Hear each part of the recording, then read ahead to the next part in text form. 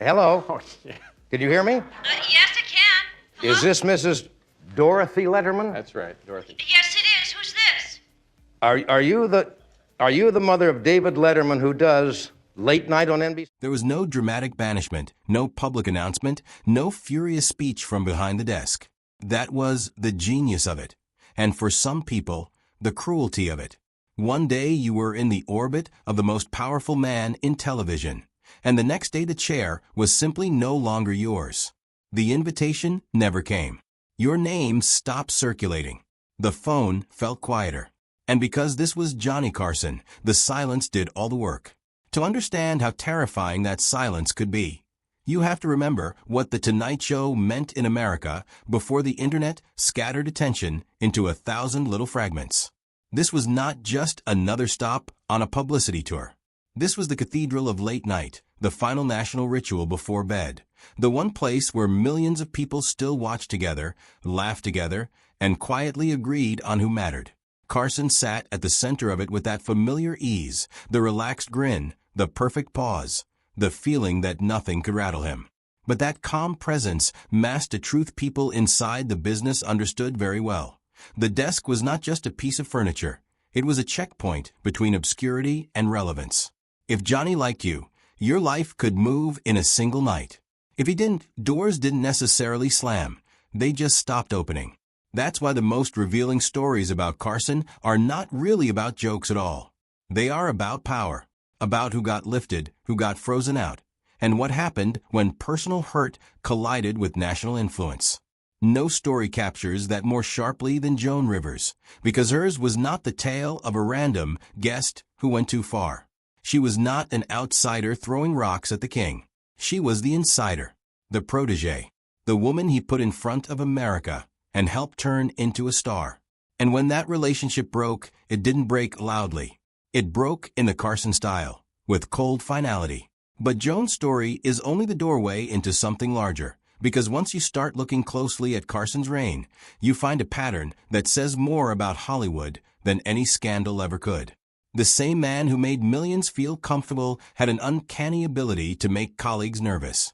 The same host who could rescue a young comic with a laugh could also make seasoned performers wonder whether a misstep, a betrayal, or even a bruised ego would get them quietly erased from a room. That is the contradiction at the center of Johnny Carson's legend, and it is why his story is still so magnetic. He wasn't just the king of late night. He was the gate, the weather, the mood of the industry itself. And if you want to understand why one disappeared guest chair mattered so much, you first have to understand how a single wave from Johnny Carson could feel like a coronation.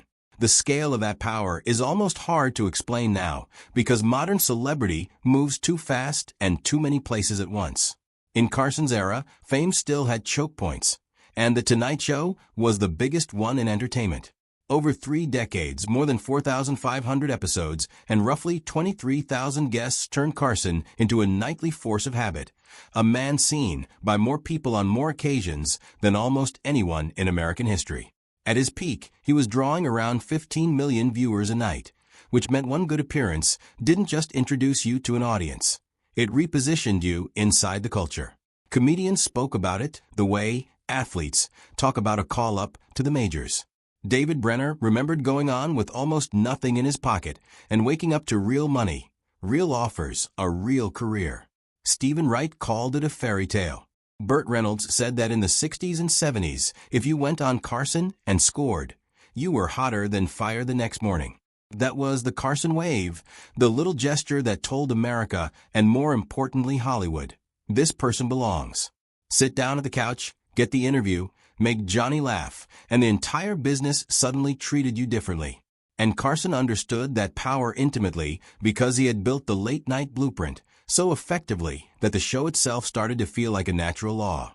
The monologue, the desk chat, the sketch, the celebrity interview, the comic set that might end in a career-making invitation to the couch. He didn't invent every ingredient, but he perfected the rhythm. More than that, he mastered a particular kind of control. Carson rarely seemed to strain for dominance because he didn't need to. He had the camera. He had timing. He had the audience's trust. He could be generous without surrendering command, spontaneous without looking messy, warm without becoming available. That last part mattered. Even people who adored him often described him as distant. He could make you feel welcomed on air while remaining sealed off the moment the camera stopped. Guests learned not to confuse on-screen chemistry with actual closeness. Carson protected himself with professionalism, routine, and a kind of emotional insulation that made his public charm even more potent. He was the friendliest man in America after 11:30, and by many accounts, one of the hardest men in entertainment to truly know. That split helped create the mystique, but it also created danger. Because if you cannot read the private man, you cannot always tell when you have wounded him. And once the wound was there, the consequences could be wildly disproportionate to the offense. That is exactly what made Joan Rivers fall so devastating. She knew the stage, knew the rhythm, knew the empire from the inside. She had spent years proving she was not just another guest passing through, which is why what happened next felt less like a booking dispute and more like a royal exile. Joan Rivers had fought too hard to mistake opportunity for security. Before Carson, she spent years grinding through clubs, cabarets, and rooms that barely deserved the name stage. She auditioned repeatedly for The Tonight Show, got turned down repeatedly, and by the mid-60s was already hearing the kind of career obituary talk the business loves to hand women early. Then came February 1965. She went on Carson, the set caught fire, and he delivered the sentence every comedian dreams of hearing: "You're going to be a star." For Rivers, that was not just praise, it was ignition. The phone started ringing. The industry suddenly saw what it had ignored. She became a regular, then a writer, then one of the show's most trusted guest hosts, and eventually Carson's permanent guest host. To the audience, they looked almost mythic together.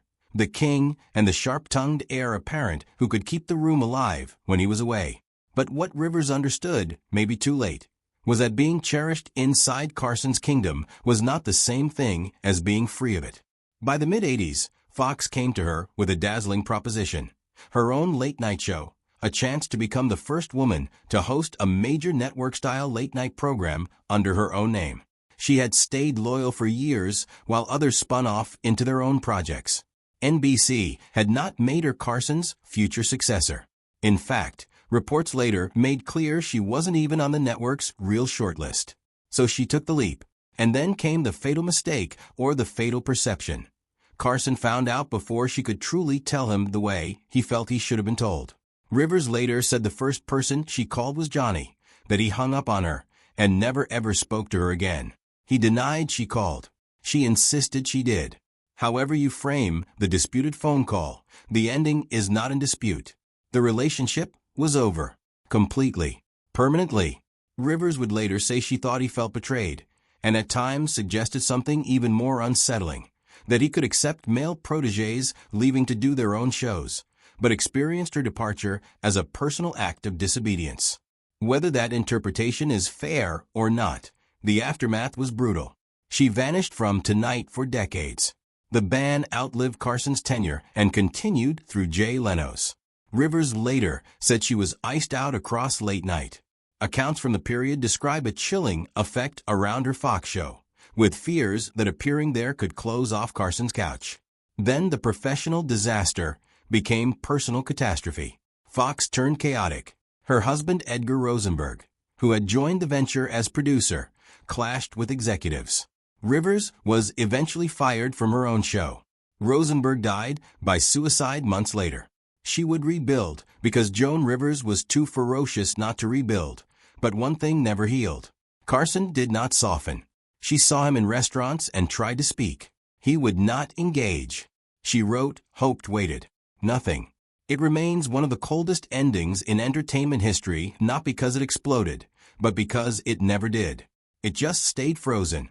If Joan Rivers was the most heartbreaking example of Carson's silence, Wayne Newton was the example of what happened when the silence turned into jokes. For years, Newton and Carson had a perfectly functional show business relationship. Newton appeared on The Tonight Show many times, smiling the smile, playing the role, moving through the same entertainment ecosystem that linked Vegas glamour to network power. Then business poisoned the air.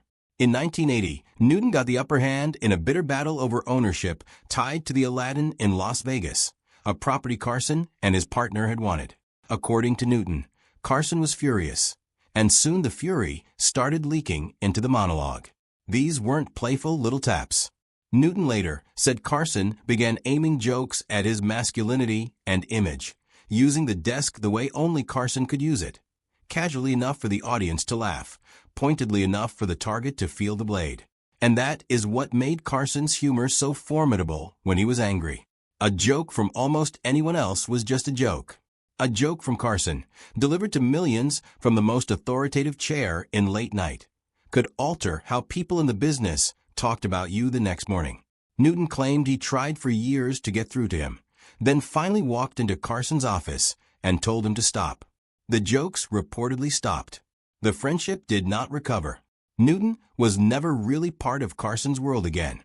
What makes that feud so revealing is that it strips away the sentimental version of late-night television and shows the machinery underneath. Carson did not need to scream, threaten, or issue decrees. He could make displeasure entertaining. He could turn grievance into a punchline and let the audience's laughter do part of the damage. And once you see that, a lot of the quieter stories around him make more sense. Over the years, various comics and performers described a Tonight Show atmosphere in which approval felt precious precisely because disapproval felt so hard to correct. Some later said they believed impressions of Carson had cost them invitations. Others described the show as a place where surprise, ego collisions, or simple misreadings could have consequences that were never clearly spelled out. That ambiguity was part of the power too. If the rules are unwritten, everybody polices themselves. Everybody studies the mood.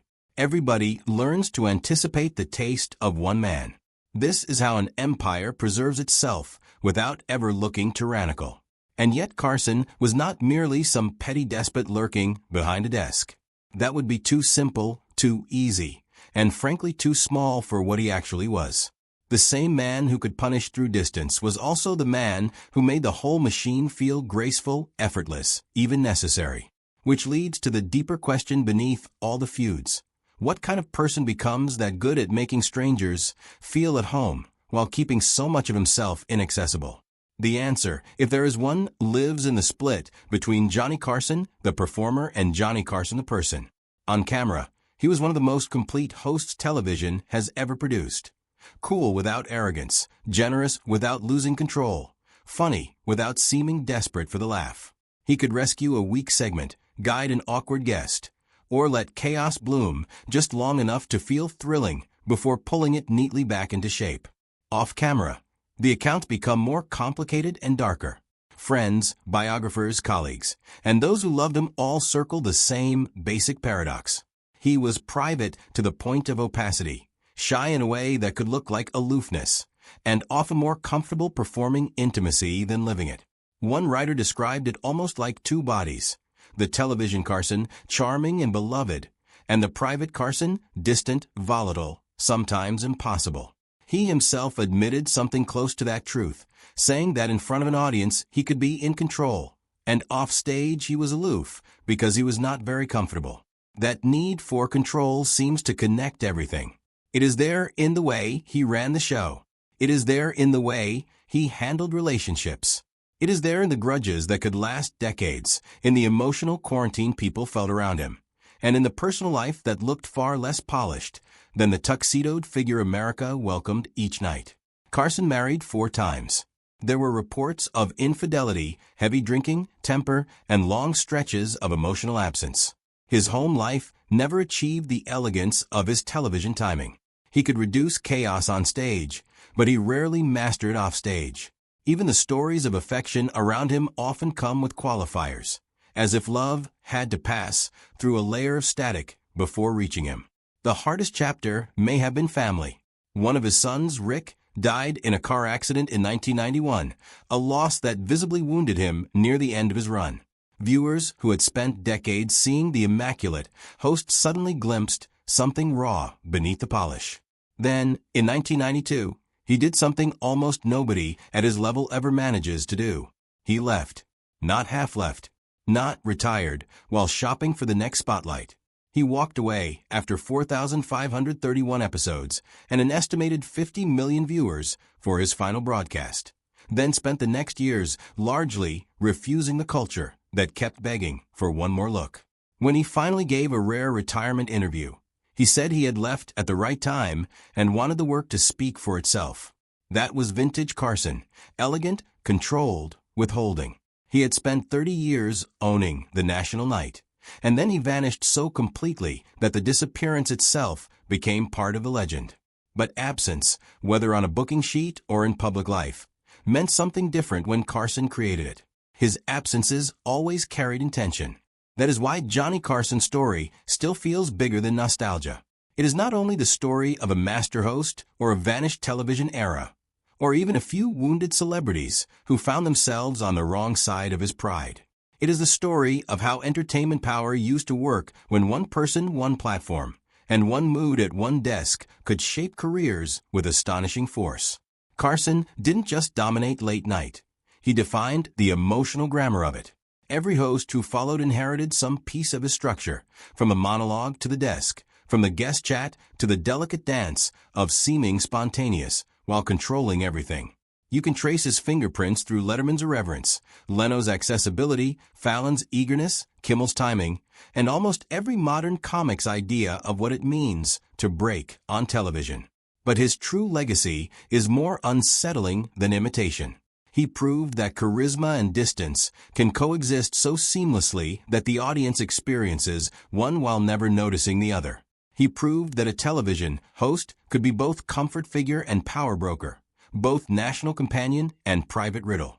And he proved that the most effective form of control in show business is often not confrontation, but omission. Don't yell at someone. Don't announce the punishment. Just remove the light. That is what made the Joan Rivers story so haunting. It wasn't just about two comedians who never reconciled. It was about a woman who helped define Carson's era and still could not breach the wall once he decided the story was over. It is what makes the Wayne Newton feud linger too, because it showed how easily a late-night laugh could become a weapon when aimed from that desk. And yet the final twist in Carson's story is that even the people who felt the coldest side of him often still recognized the scale of his talent. Rivers herself, despite everything, never stopped acknowledging what he had done for her in 1965. That is the trap of greatness like his. It complicates blame without erasing consequence. Carson was not a monster, and he was not a saint. He was something more durable and more interesting. A magician who understood audiences better than almost anyone, a private man who built the most public ritual of his age, a kingmaker who could bless and banish with almost the same gesture. So when people remember the empty chairs and the vanished invitations, they are remembering more than gossip. They are remembering what it looked like when American television had a single sovereign, and how much warmth and damage one smile could hide.